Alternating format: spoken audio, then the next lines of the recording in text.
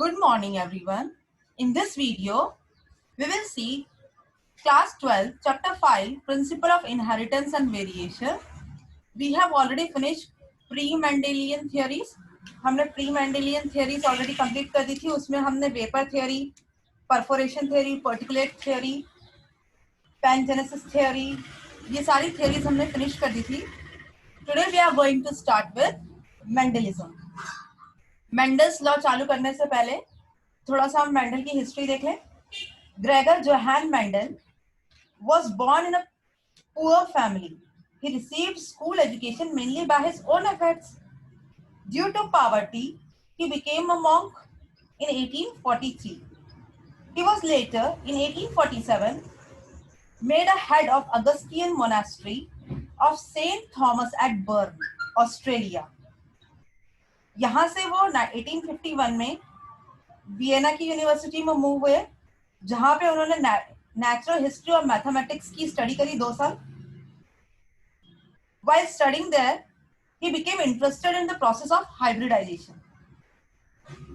His choice of subject and his aptitude for hybridization had a significant influence on his later work on inheritance on pea plant. Mendel monastery में वापस आए 1853 में. He also worked as a teacher of physics and natural history in a school.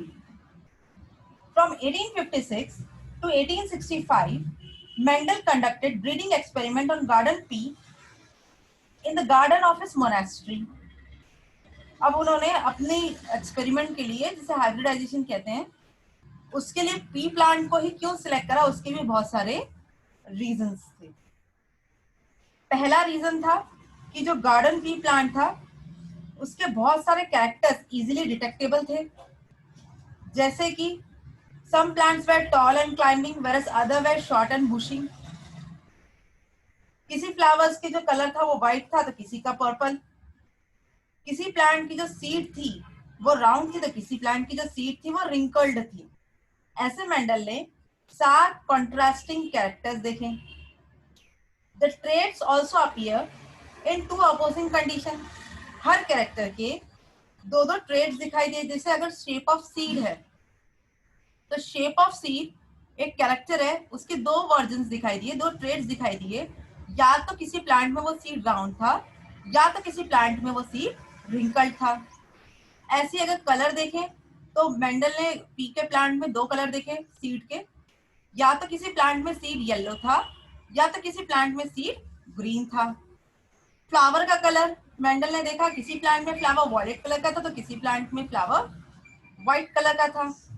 Pod मतलब जिसमें वो बीज लग रहे हैं, सीड लग रहे हैं, वो आउटर मोस्ट शेल, उसे पॉड कहते हैं.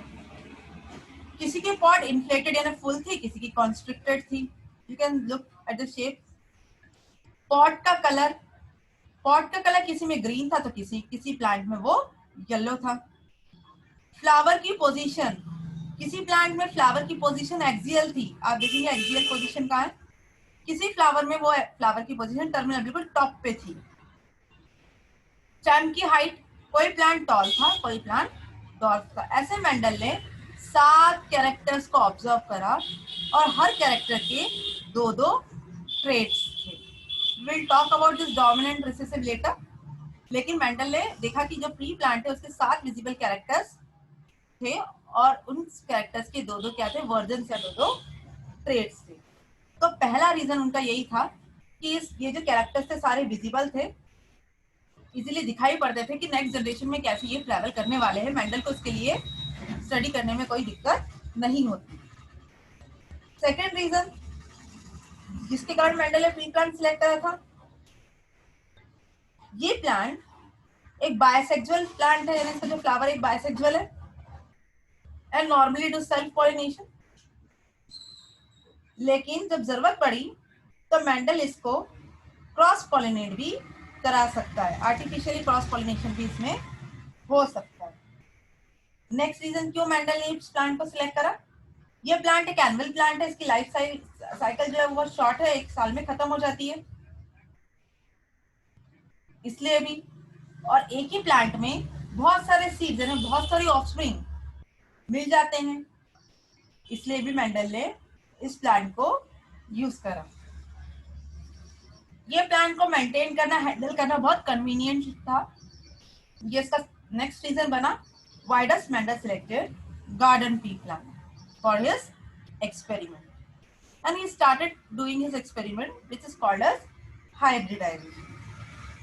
मेंडल ने हाइब्रिडाइजेशन कंटिन्यू करने के लिए कुछ टेक्निक्स अपनाई।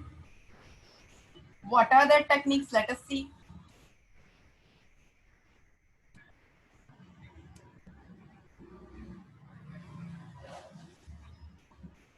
कुछ टेक्निक्स का यूज करा। इसमें मेंडल ने पहले तो प्योर प्लांट्स बनाए, एक ऐसी जनरेशन बनाई जिसे उसने कई बार सेल्फ पॉलिनेशन कर करके बनाया, ताकि किसी और दूसरे पेरेंट के उसमें कैरेक्टर ही नहीं जाए उस प्लांट में। उसे प्योर लाइन कहते हैं। उस प्योर लाइन में से उसने प्लांट का सिलेक्शन करा अपने पेरेंट्स बनाने के लिए, जो डिजीज फ्री हो, जिसमें कैरेक्टर साफ साफ दिखाई दिए। उन 7 कैरेक्टर्स में से उसको कौन सा कैरेक्टर स्टडी करना है वो उसमें दिखाई दे रहा है। उसके बाद उसने जब सिलेक्शन हो गया प्लांट का, 2 प्लांट्स को सिलेक्ट करा जिनमें उनके कॉन्ट्रास्टिंग ट्रेट्स थे। यानी अगर उसने प्लांट की हाइट को कंसीडर करा कि मुझे देखना है कि मेरे नए ऑफस्प्रिंग में प्लांट की हाइट कैसे होने वाली है, तो उसने एक प्लांट टॉल लिया और दूसरा प्लांट डॉर्फ लिया और उसमें क्रॉस कराया, मल्टीप्लिकेशन कराया। पहले टॉल और डॉर्फ प्लांट जो सिलेक्ट करा उसको देख ले कि ये प्योर लाइन वाला है, दूसरा डिजीज रेजिस्टेंस से डिजीज फ्री है, और फिर उसने अपना एक्सपेरिमेंट आगे बढ़ाया। In the next video, we are going to see the different techniques of Mendelism. Thank you.